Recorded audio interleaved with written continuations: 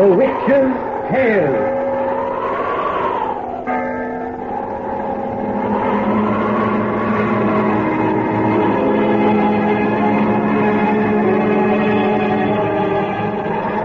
The fascination of the eerie, weird, blood-chilling tales told by old Nancy, the Witch of Salem, and Satan, her wise black cat. They are waiting for you.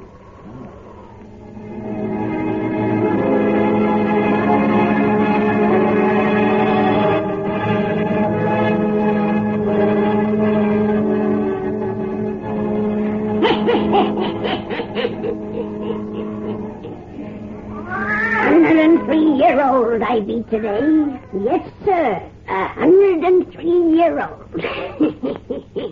Well, Satan, tonight we ain't going to tell no bedtime story for weaklings.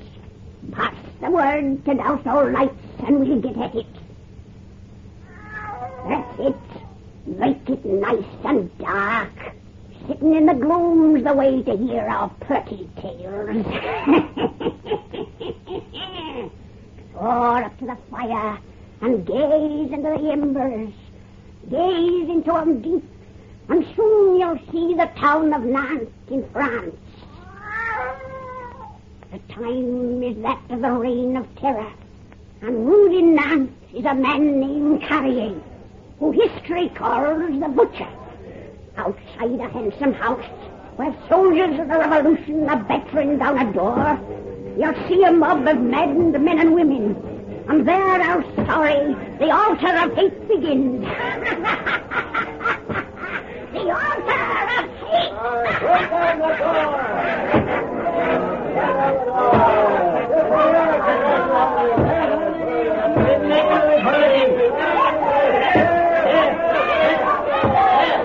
Sergeant Pedron, drive them back and keep them at a distance. Citizen Carrier wishes to enter this rat's nest alone. Back, citizens, back! You heard Captain Briscoe's orders?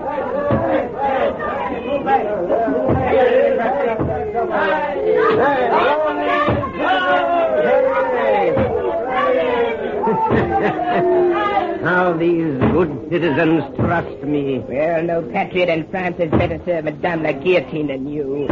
Because of your fine work in Nantes, bodies of the dead so fill our River Loire, it overflows its banks. After this stubborn door has yielded, you will witness even finer work, friend Brissac. What will you do to them? Wait and see.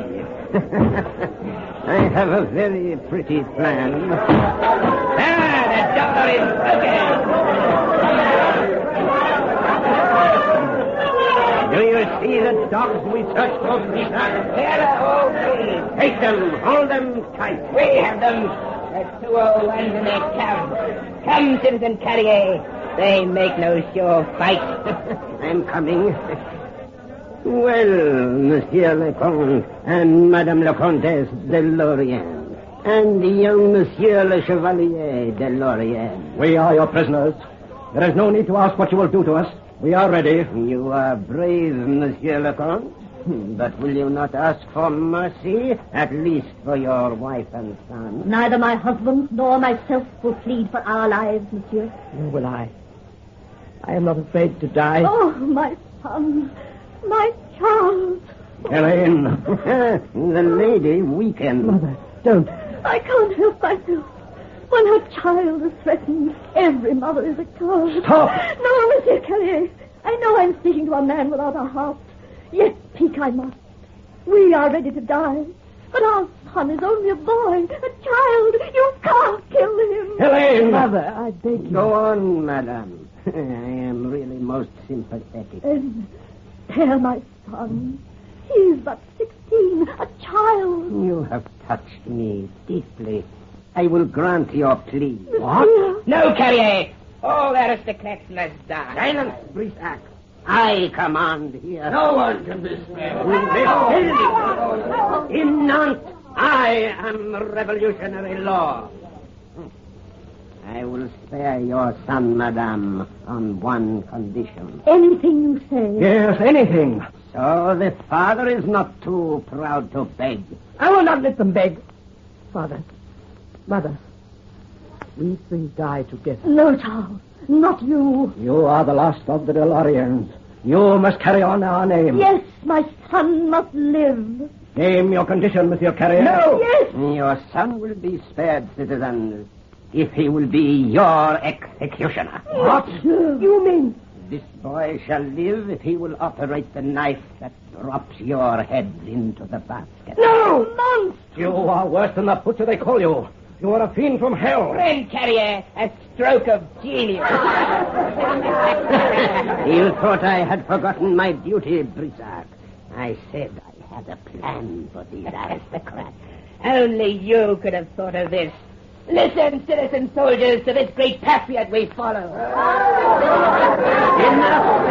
Enough. And now, Aristos, your answer. The answer is no. Do you think I would buy my life at the cost of taking those of my mother and father? Take us three to your guillotine and learn how aristocrats, both young and old, can die. My son, you make me proud, but I am yet head of my house. Butcher Carrier, my son submits to your conditions. Only. You are not in earnest, father. Thy father is in earnest, Charles, and I divine his reason. I add my voice to his. Thou must obey us. Not if God commanded it. Charles, thou, the last of our noble name, must live. Monsieur Carrier, we cannot escape. Will you withdraw with your men for a few minutes? That you may persuade the young man privately, with pleasure. Citizen soldiers, we will all retire to the hallway. Come, citizen soldiers. You're wasting time. I die with my parents. I count on their ability to convince you, young man. They understand my motives as I understand theirs. Motives which assure them I will keep my promise that you'll be allowed to live. I know you will keep your promise, Butcher Carrier. And why? Please leave us. Certainly. I will await your decision.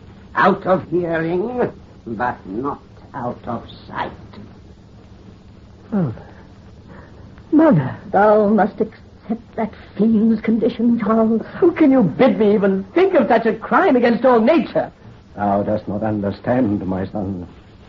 The name of DeLorean must not die. Dost think I would preserve it by depriving thee of life? An ideal, a cause, is more important than the individual.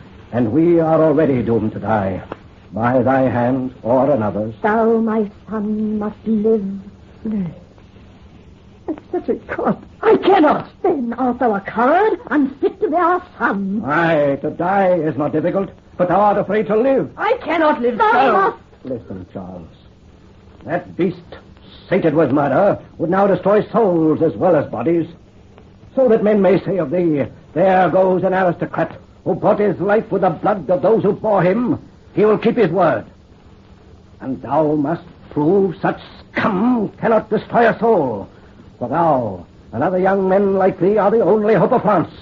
Thou must live, or we shall have died in vain. Thou wilt be bravest of the brave in living, Charles.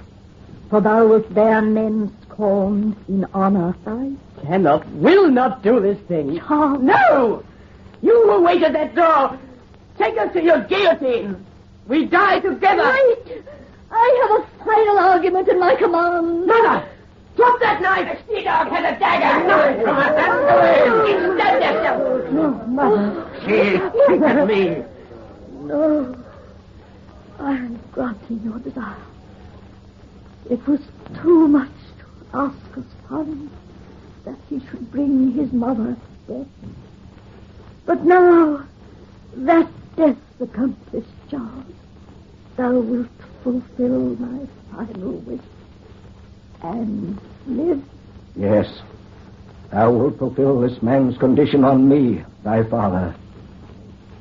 You still will keep your bargain, Butcher. It will not make so good a show to have him drop only your head in the basket. Still, indirectly he will have caused his mother's death. The terms yet stand. Promise you will live, Charles. Oh, dear mother. Promise. It is my dying wish.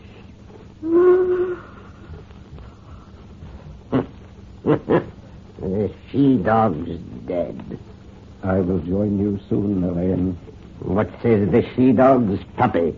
Will he join her too, or will he buy his life? My mother's dead. My mother. And you who call yourself the government of France, have killed her. Yes. I will buy my life. I promise, Mother, to fulfill thy dying wish.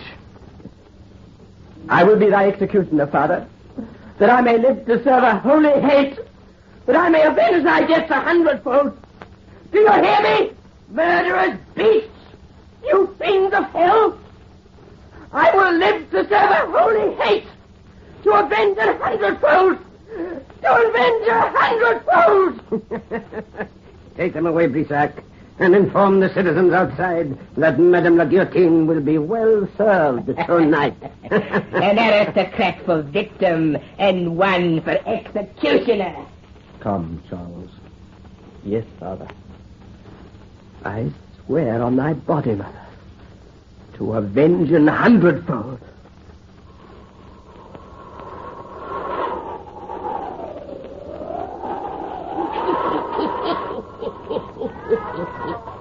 That's only the beginning of this pretty story, Satan.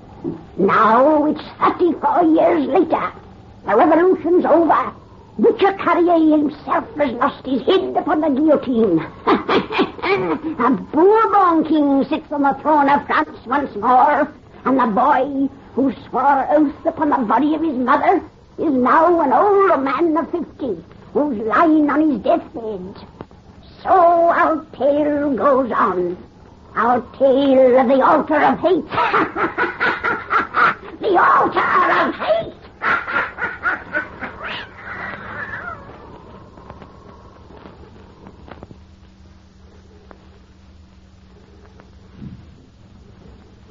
I know there is but a short time left for me, Monsieur le Curé, but I have no wish for your offices. I have a creed better suited to my needs. I know your creed, Monsieur le Comte. It is a religion of hate. Oh, go away. Call my son. He will be my confessor, the only one I wish. Very well. The doctors say I may die at any minute, and I have much to tell the boy. I left him waiting outside. Henri, thy father bids thee enter. Father, come close to my bed only, so I need not raise my voice. Yes, Father. I have little strength. Leave us alone, Monsieur le Curé. You will not change your mind. No, get out. I go. Well, my son, you, like all of France, know I was my father's executioner. Like all of France, I know the reason for your deed, Father. All honor and applaud it. Only one living man beside myself knows the true reason for my deed and how I kept my promise. Your promise? To my dead mother and the scum who made her die. Ring that bell. Call old Gina to my bedside. Yes, Father. Gina served my parents. He has ever been my confident and trusted friend. I've envied him. I never knew my mother, so thou art all I've ever had to love. I've wished to be thy confidant. You shall be now, my son, for you must carry on the work I may not finish. But thou canst not leave me, Father. I shall die when you have learned my wishes. My will shall make me live till then. Gina is at the door. Let him enter. Come, Gina. Monsieur le Comte, you wish something from your servant? Yes, old friend, a last wish, a last command, that thou shalt serve my son as for 50 years thou hast served me. I was born a servant of the DeLorean. I, too, have served that name. Close the door. Lock it, Gina. Only, I have said you must carry on my work. If I did not know you for a faithful son, I even now would stay the hand of death that tightens on my burned-out heart. But you, I know, will fulfill my uncompleted promise. I do not understand. You will in a moment. You have believed, I dropped the knife upon my father's head that I might live to perpetuate our ancient lie. I did, but that was only a portion of my reason. The greater part was that I avenge, that I serve a holy hate. Gina, open the secret panel that hides the shrine of my religion. Yes, Monsieur le Comte. Look, my son, at the altar I have builded. An altar built of human skulls? Yes, the skulls of those who in the name of liberty defiled the natural rights of all created men. The skulls of those who served Madame la Guillotine. The skulls of those who made my life a loathsome horror. An executioner they made of me. I have persisted in that calling. Before that shrine, you see a headsman's block. It is I who have lifted and let fall the bloody axe that leans upon it. I can look no more. You must do more than look. I vow to repay 100-fold. 2 skulls are missing from my altar. You mean I? You bear the name I have preserved. 90 heads only adorn that shrine. You must make 100 rest there. I cannot, will not. I command you, you will obey. No. Yes, promise, or I curse you with my dying breath. Father, promise. Promise. I promise. Swear. I swear. Ah, now I know thou art fit to bear my name. Father, I die content. I shall have avenged 100-fold. Father, I cannot let thee die deceived. I lied to thee. I cannot do thy awful bidding. I withdraw my promise. Father, answer me. I tell thee, I withdraw my promise. I take back my oath. Your father has ceased to breathe. No. Oh, no. One cannot withdraw a promise from the dead.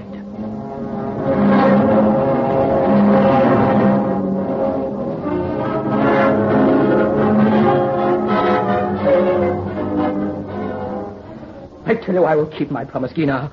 But I must have more time, just a little more time. 6 months have passed since your father breathed his last. Has not that been time enough? Oh, will you never leave me alone? Morning, noon, and night you speak of nothing but that ghastly promise. Your father rests uneasy in his grave because you make no move to keep your plighted word. The word of a DeLorean. His spirit comes to me and bids me tell you. You only dream he comes to you. Nay, I do not dream. His spectre walks these halls from dusk to dawn, bitter and accusing, because of your broken faith. I never see it. You will, if you do not go. Gaze upon his portrait hanging there.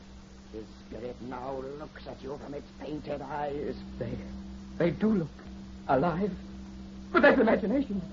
My mind is becoming weakened by your ghoulish chatter. Oh, leave me alone. I must have more time. How much more time? How can I tell? A man does not commit cold-blooded murder as he takes an evening stroll. Just vengeance is not murder. Such vengeance is not just. Oh, I know the awful cause my father had for hatred. But no cause on earth can make such hatred right or good. It can't excuse the frightful altar that lies behind that panel. That altar is a shrine of heaven. It's a monument to hell.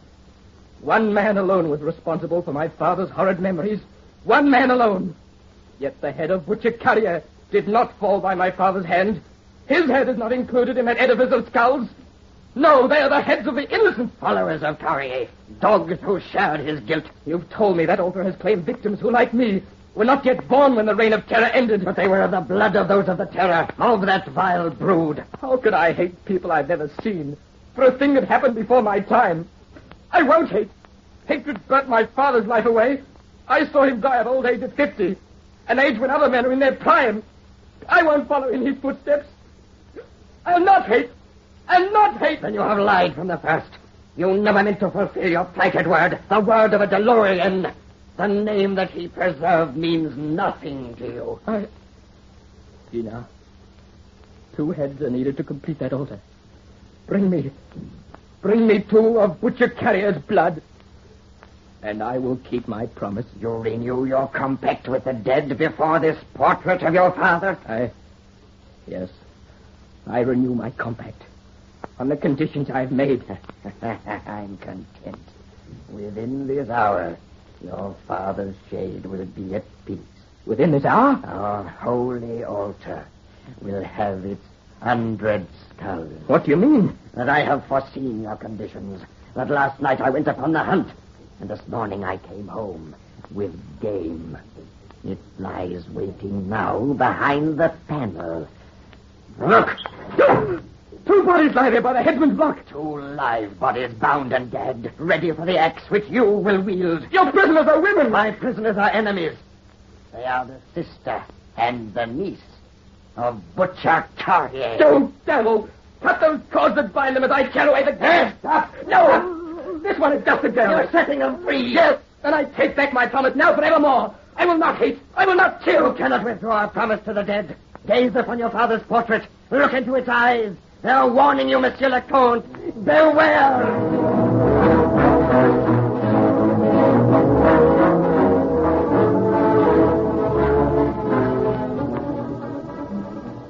Mademoiselle, do you truly forgive me for Dinar's dreadful treatment of you and of your mother?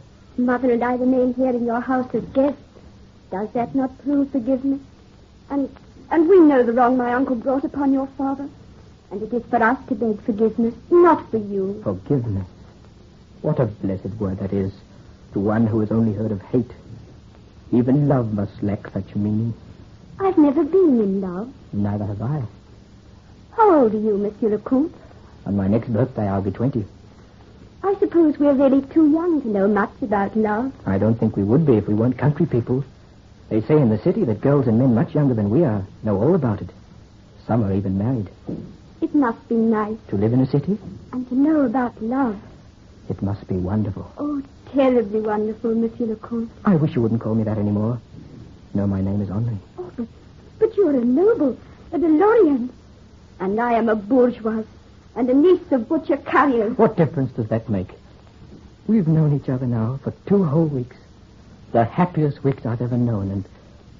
And Marguerite? What were you going to say? I think that I've learned to love you. Oh. Yes, I know what love is now. And I love thee. I love thee. Oh, my dear one. What was that? My father's portrait. As you took me in your arms, it fell crashing to the floor. Its eyes. Its painted eyes. They glare at me with hate.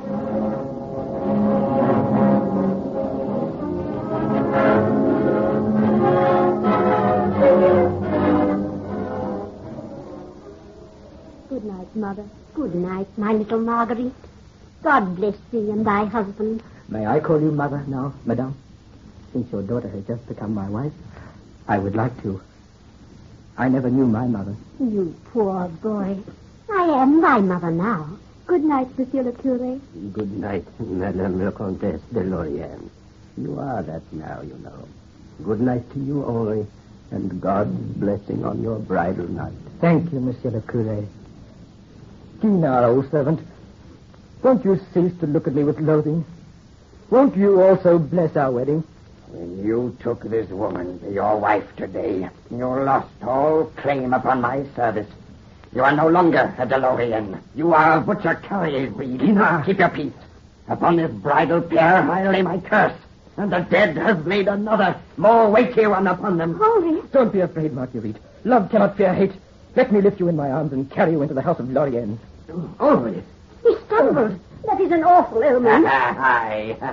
It is nothing. It meant nothing, Mother. Good night. Good night.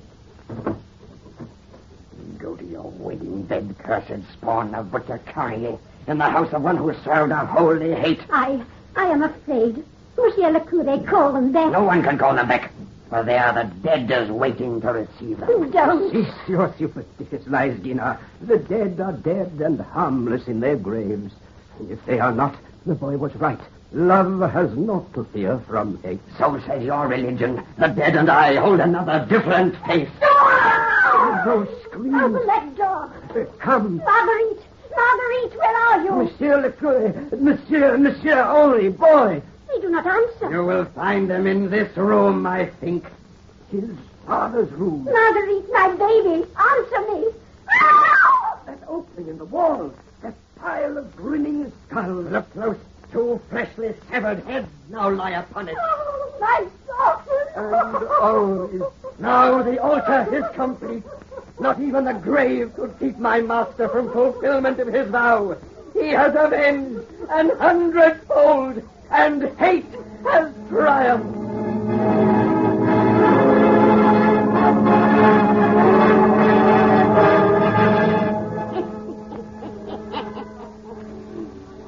You folks come see us next week on me birthday, and Satan and me will have another 30 yarns to spin ye.